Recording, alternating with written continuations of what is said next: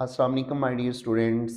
आज के brand new topic में हम scientific method, particularly biological method पे बात करेंगे। माय वेरी डियर स्टूडेंट्स,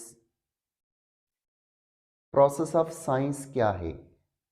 ये जितनी भी साइंटिफिक इंफॉर्मेशन है और साइंटिफिक डेटा है वो हमारे सामने कैसे मार्ज़ वजूद में आता है और फिर हम कैसे अपनी सराउंडिंग वर्ल्ड को एक्यूरेट वे में अंडरस्टैंड करते हैं। और आज का जो टॉपिक है वो मेन कंसर्निंग है बायोलॉजिकल वर्ल्ड के। तो बायोलॉजिकल वर्ल्ड के अंदर कैसे लिविंग थिंग्स की इंफॉर्मेशन, उसका नॉलेज और उसकी बेस्ट और एक्यूरेट अंडरस्टैंडिंग कर सकते हैं। तो जो बायोलॉजिकल साइंटिफिक इंफॉर्मेशन हमारे पास है, जो आती है, वो एक्चुअली जिस प्रोसेस की प्रोडक्ट होती है, that process is called biological method. My dear students, biological method 4 different pillars पे रिजाइड कर रहा है, एस्टेब्लिश है। Number 1, observation. Number 2, hypothesis, and number 3, theory, and the number 4, the ultimate step of biological method, that is called scientific law. So let's discuss these 4 pillars of biological method one by one. My dear students, कोई भी observer biological world के अंदर natural phenomena को observe कर सकता है अपने background knowledge की बेस पे और अपनी 5 सेंसेस की बेस पे। वो सेंसेस जो ऑब्जर्वर को नेचुरल फिनोमेना की ऑब्जर्वेशन करने में हेल्प करती हैं, वो विजन है, वो स्मेल है, वो टच है, वो टेस्ट है और वो हीरिंग है। तो विजन को आई से, टच को टंग से, टच को स्किन से, टेस्ट को टंग से और स्मेल को नोज से डिटेक्ट किया जा सकता है। तो माय डियर स्टूडेंट्स, यही ऑब्जर्वेशन जो हैं वो नेक्स्ट जिस स्टेज की तरफ उस ऑब्जर्वेशन को लेकर जाती हैं, that is called hypothesis. And what is meant by hypothesis? मफरूजा। मफरूजा क्या होता है? माय डियर स्टूडेंट्स, ऑब्जर्वेशंस की जो टेंटेटिव एक्सप्लेनेशंस होती हैं, ऑब्जर्वेशंस की जो प्रपोजल्स होती हैं और ऑब्जर्वेशंस के नतीजे में जो ऑब्जर्वर आइडियाज जनरेट करते हैं, वो प्रपोजल्स, वो आइडियाज, वो tentative explanation of the observation hypothesis कहलाती है। माय डियर स्टूडेंट्स, हाइपोथेसिस को फॉर्मुलेट करते हैं, डिवाइस करते हैं यूजुअली 2 अप्रोचेस से। One is called deductive reasoning, the other is called inductive reasoning. Deductive reasoning में हाइपोथेसिस को फॉर्मुलेट करते हुए जनरल एस्पेक्ट्स जो हैं किसी नेचुरल फिनोमेना के, उससे स्टार्ट किया जाता है और उन आइडियाज को कंक्लूड किया जाता है स्पेसिफिसिटी के साथ, स्पेसिफिक रिजल्ट्स पे कंक्लूड किया जाता है। जबकि इंडक्टिव रीजनिंग वो लॉजिक है, वो रीजनिंग है जिसमें हाइपोथेसिस को फॉर्मुलेट करते हुए, माय डियर स्टूडेंट्स, हम specific aspects of biological world and natural phenomena से स्टार्ट करके हम उसकी एंडिंग और उसका कंक्लूजन जो है वो जनरल एस्पेक्ट्स पे कर रहे होते हैं, जनरलाइजेशंस की तरफ लेकर जा रहे होते हैं।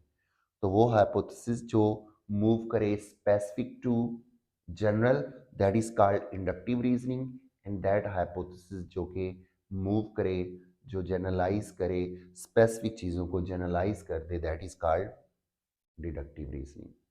माय डियर स्टूडेंट्स, इसी हाइपोथेसिस को हम एक एग्जाम्पल से डिस्क्राइब करते हैं।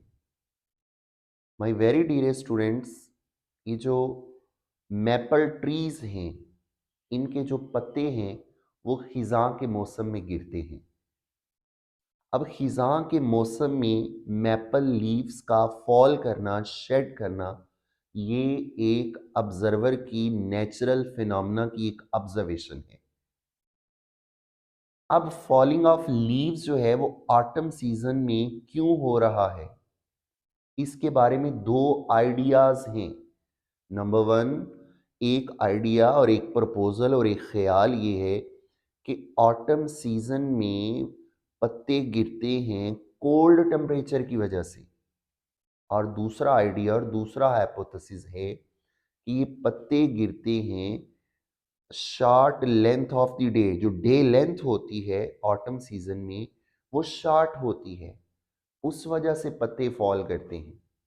तो इन्हीं हाइपोथेसिस को, इन्हीं आइडियाज को फर्दर एक्सपेरिमेंट से और एक्सपेरिमेंटल डेटा से टेस्ट किया जाता है। तो यही वजह है, keep it remember my dear students, biological method को टेस्टिंग हाइपोथेसिस भी कहते हैं। हाइपोथेसिस को वेरियस एक्सपेरिमेंट से टेस्ट किया जाता है और जो डेटा आता है, अगर उसके रिजल्ट्स जो हैं उस हाइपोथेसिस को सपोर्ट कर रहे हों, तो वो हाइपोथेसिस सरवाइव कर जाता है, वो इफेक्टिव हाइपोथेसिस होता है। और यही वो हाइपोथेसिस होता है जिससे फर्दर प्रेडिक्शंस जनरेट होती हैं। जो हाइपोथेसिस जो हैं रिजल्ट्स को, एक्सपेरिमेंटल डेटा को सपोर्ट नहीं कर रहे होते, ये एक्सपेरिमेंटल डेटा हाइपोथेसिस को सपोर्ट नहीं कर रहा होता, वो हाइपोथेसिस रिजेक्ट हो जाती हैं, वो फॉल्सिफाइड हो जाते हैं। और ऐसा हाइपोथेसिस जिसको डेटा सपोर्ट कर रहा होता है, साइंटिफिक डेटा, एक्सपेरिमेंटल डेटा, वो हाइपोथेसिस सरवाइव कर जाता है। तो माय डियर स्टूडेंट्स, हाइपोथेसिस को ऐसे एलिमिनेट किया जाता है और फिर एंड पे एक पॉसिबल हाइपोथेसिस बचता है जिसको फर्दर टेस्ट किया जाता है एक्सपेरिमेंटेशन से।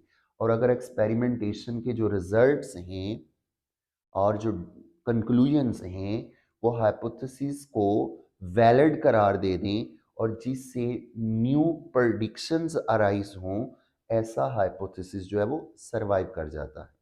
तो keep it remember my dear students, कभी भी कोई हाइपोथेसिस डेफिनेटली ट्रू नहीं होता, उसमें पॉसिबिलिटी है, उसमें चांस है फॉल्सिफिकेशन का। वो एक स्केप्टिकल अप्रोच हो सकती है। तो याद रखिएगा, कभी भी हाइपोथेसिस ट्रू नहीं है, but it can be provisional. तो हाइपोथेसिस जो है वो प्रोविजनल हो सकता है और इसी प्रोविजनल हाइपोथेसिस पे फर्दर एक्सपेरिमेंटेशन के नतीजे में हम कंक्लूड करते हैं, अगर उससे कोई पॉसिबल एक्सपेक्टेड आउटकम आ जाए, तो ऐसे एक्सपेक्टेड आउटकम को प्रेडिक्शन कहते हैं। तो वो हाइपोथेसिस जिसको एक्सपेरिमेंट्स प्रूव करें और एक्सपेरिमेंटल डेटा और रिजल्ट्स सपोर्ट करें, उसी हाइपोथेसिस से प्रेडिक्शंस सामने आती हैं। प्रेडिक्शंस क्या होती हैं? किसी भी नेचुरल फिनोमेना का जो पॉसिबल एक्सपेक्टेड आउटकम हो सकता है, दैट इज कॉल्ड प्रेडिक्शन। और इन्हीं प्रेडिक्शंस को further my dear students experiments के थ्रू कंफर्म किया जाता है। तो याद रखिएगा, यही प्रेडिक्शंस अगर एक्सपेरिमेंट्स के थ्रू और एक्सपेरिमेंटल डेटा उसको सपोर्ट करके उसको कंफर्म कर दे, तो माय डियर स्टूडेंट्स, यही प्रेडिक्शंस जो हैं वो राह हमवार करती हैं थ्योरी की। तो थ्योरी क्या है? याद रखिएगा, किसी भी साइंटिफिक एक्सप्लेनेशन की जो एक्सटेंसिव एक्सप्लेनेशन होती है और फिर उस एक्सटेंसिव एक्सप्लेनेशन को एक्सटेंसिव एविडेंस सपोर्ट कर रही हो, तो ऐसी एक्सटेंसिव एक्सप्लेनेशन जो है वो थ्योरी कहलाती है। तो याद रखिएगा माय डियर स्टूडेंट्स, किसी भी हाइपोथेसिस की जो एक्सटेंसिव एक्सप्लेनेशन है और अगर उसको एक्सटेंसिव एविडेंस जो है वो सपोर्ट करे, तो दैट बिकम थ्योरी। तो सीरीज ऑफ हाइपोथेसिस जो हैं आफ्टर एक्सपेरिमेंटेशन जो है एक वास्ट एक्सटेंसिव एक्सप्लेनेशंस की फॉर्म में हमारे सामने आते हैं, और यही वास्ट टेंट एक्सप्लेनेशन जो हैं, अगर वो एविडेंस के थ्रू सपोर्ट हो जाएं तो वो थ्योरी बन जाती है। तो keep it remember my dear students, theory जो है, एक जो पावरफुल थ्योरी है, उसके दो मेन एट्रीब्यूट्स होते हैं, उसकी दो मेन खसूसियत होती हैं। वन, थ्योरी कंसिस्टेंट होती है, और थ्योरी से न्यू न्यू प्रोडिक्शंस जो हैं with the passage of time वो अराइज हो सकती हैं। तो my dear students, biological world की बात करें और बायोलॉजी की बात करें तो बड़ी मशहूर ज़माना बायोलॉजी के अंदर दो थेरीज हैं। जर्म थेरी ऑफ डिजीज, जिस पे पूरी की पूरी मेडिकल साइंस जो है वो रिलाई कर रही है, और दूसरी सेल थेरी है।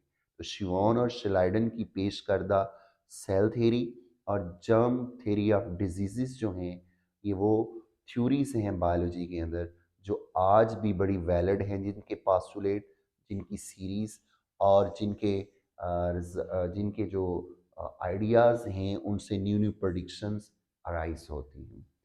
और जब कोई थ्योरी माय डियर स्टूडेंट्स इररिफ्यूटेबल हो जाए और वो यूनिफॉर्म और कांस्टेंट फैक्ट ऑफ नेचर बन जाए, तो उसी uniform constant fact of nature को साइंटिफिक लॉ कहते हैं। तो याद रखिएगा, बायोलॉजिकल वर्ल्ड के अंदर जो लॉज हैं वो शार्ट होते हैं due to elusive nature of life. तो लिविंग थिंग्स की जो लाइफ होती है वो डायनेमिक होती है, और इसी डायनेमिक्स की वजह से बायोलॉजिकल वर्ल्ड के अंदर साइंटिफिक लॉज जो हैं वो बहुत शार्ट हैं, फुकदान है साइंटिफिक लॉ। यही वजह है कि बायोलॉजिकल फैक्ट्स को कंफर्म करने के लिए फिर लॉज ऑफ फिज़िक्स और लॉज ऑफ केमिस्ट्री की हेल्प से रेनफोर्स और कंक्रीट किया जाता है। तो माय डियर स्टूडेंट्स, जैसा कि आपको पता है, आपके नॉलेज में है, 19वीं सदी के वस्त में अ, चेक रिपब्लिक का एक साइंटिस्ट, जिसको आज दुनिया ग्रेगर जॉन मेंडल के नाम से याद करती है, उसके 11 साला काम की वजह से हमारे पास जेनेटिक्स के प्रिंसिपल और जेनेटिक्स के लॉज हमारे साथ सामने आए। One is called law of segregation, जिसको फर्स्ट लॉ ऑफ इनहेरिटेंस भी कहते हैं, और लॉ ऑफ इंडिपेंडेंट असार्टमेंट, जिसको सेकंड लॉ ऑफ इनहेरिटेंस भी कहते हैं। तो ये वो फेमस लॉज हैं जेनेटिक्स के अंदर जो हमें पाइजम सेटिवम जो है उसकी जेनेटिक्स और उसके ट्रेड्स के बारे में एक्सप्लेन करते हैं। ना सिर्फ पाइजम सेटिवम, मगर आज के दौर में भी बहुत सारी जो जेनेटिक्स के प्रिंसिपल्स हैं उनको ये एक्सप्लेन करते हैं। तो ये थे माय डियर स्टूडेंट्स वो चार पिलर्स जो बायोलॉजिकल मेथड को इवॉल्व करते हैं, जो बायोलॉजिकल मेथड को एक्सप्लेन करके हमारे सामने साइंटिफिक इन्वेस्टिगेशंस बायोलॉजिकल वर्ल्ड में हमारे पास लेकर आते हैं। That is observation, hypothesis, theory and scientific law. Take care, अल्लाह हाफिज।